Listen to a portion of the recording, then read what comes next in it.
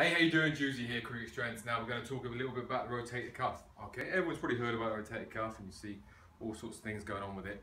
But we just want to give you a little bit of sort of background about what it actually does in the sort of structure, and then give you a sort of three-point process to go through to make sure your rotator cuff's healthy. Okay, so with the rotator cuff, this is just a little model of a shoulder here. We've got the scapula and we've got the humerus. As we can see, there's a very small gaps in between the sort of bone structures there. And that's where a lot of your rotator cuff muscles sit, okay? So if that structure isn't sound, so we see the humerus here, if that is suddenly coming forward there and you've got that space between them is closing, we get a lot of impingement around there. So what we need to do is make sure that shoulder is actually sat where it should be and can move freely. Now the big thing with the rotator cuff, the muscles are primarily decelerated. So you think when you throw, when you bowl, they're working all the time. So when you're throwing and bowling, it's coming forward. If that's still sat in an internal position, then it's going to get absolutely mangled. So there's no point having it sat there and then start doing all sorts of external rotation work because you're still in that position. What we need to do is get that set back. So we're going to give you a couple of soft tissue little works with therapy balls that we can do to get that back in the position. A couple of rear delt work, and then some actual high intensity medicine ball work to get the accelerators going.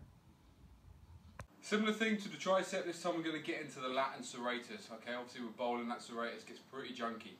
So we've got the alpha ball again, just underneath the armpit this time, and Charlie's just going to come round it, up and down. Again, you need to find where the gristly point is. Everyone's going to be a little bit different, so find what works for you and just spend a good 5 minutes on this one. Great for anyone with dysfunctional shoulders. Hey, how you doing? Ross here, Cricket Strength Exercise of the Week.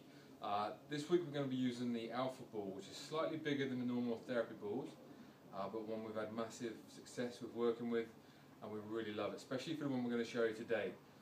During the season, a lot of shoulders get tight and you get into what we call internal rotation, so they're slumping forward. And you get really tight along the sort of pec muscles and chest muscles here. So we just use this ball to get in and around it. It's awesome. Let's show you what to do. So lying on your front, you get the ball and you put it right in the sort of top corner of your chest, and then just work yourself around. Now it's going to be really gristly and gnarly and not that great.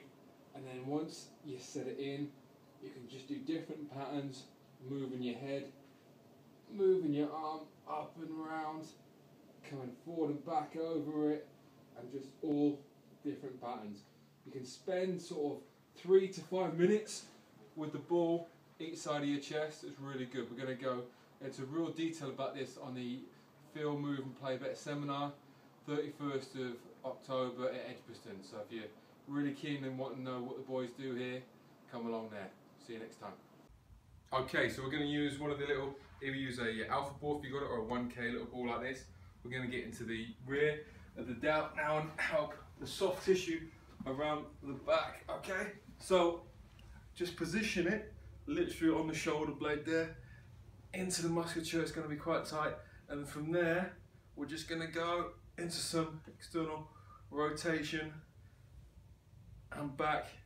Again, this is just to manipulate the soft tissue. So we've done the pec and now we want to get into the back, and so when we've done that, the shoulder, the muscles all around the front and the back should be sort of equalized out, and then we'll be able to sit that in a nice position.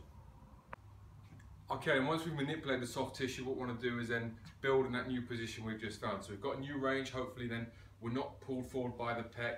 We're now back where we should be in a nice neutral position. So holding that neutral position with a band pull, we're just going to do simple band pulls, okay? So just make sure we are in that position and not pulled forward, and the traps are nice and relaxed, and then just very simply band pulls out and in, nice and controlled. So we don't want to go hell for leather. Everyone working that new range of movement.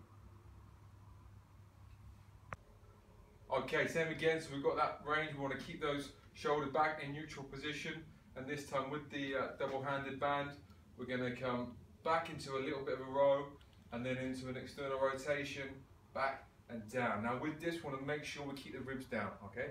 We don't want to be flaring up and going to massive extension in the lumbar. The ribs have got to be down, your trunk on, bang, bang. If If it's too heavy, just come a little bit closer, okay? We want to be ingraining the actual movement and keeping the shoulders where they should be.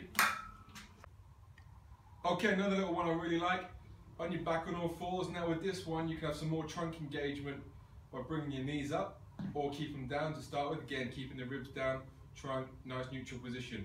And with the kettlebell, a very light one, just with the handle up.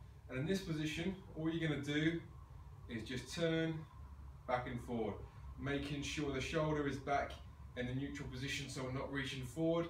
It's back where it should be, and we're just almost like screwing and unscrewing.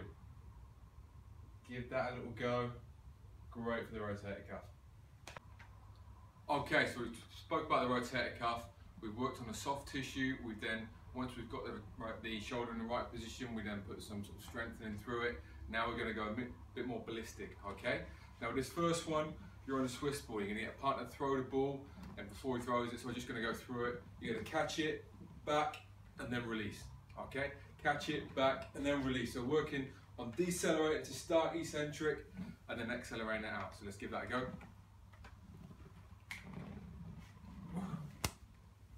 One more.